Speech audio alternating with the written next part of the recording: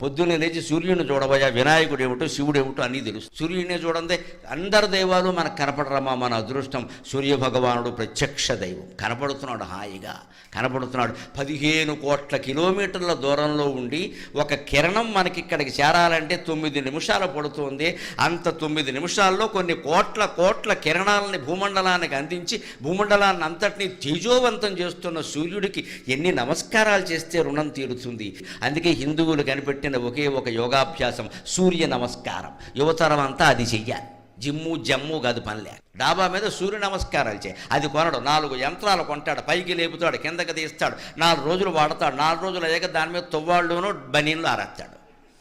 అది ఎందుకు కొన్నామంటే తువ్వాళ్ళు బనీన్లు ఆరేడారు. సూర్య నమస్కారానికి యంత్రంతో పని లేదండి. ఓ తుండుగొడ్డ, ఓ చాపోటి డాబా మీద వేసుకుంటే హాయిగా చేయి, ఒళ్ళంతా బాగుంటుంది. రోజు సూర్య నమస్కారాలు చేసేవాడికి, రోజు సూర్యోదయం సూర్యాస్తమయం చూసేవాడికి డి విటమిన్ లోపం రాదండి అసలు.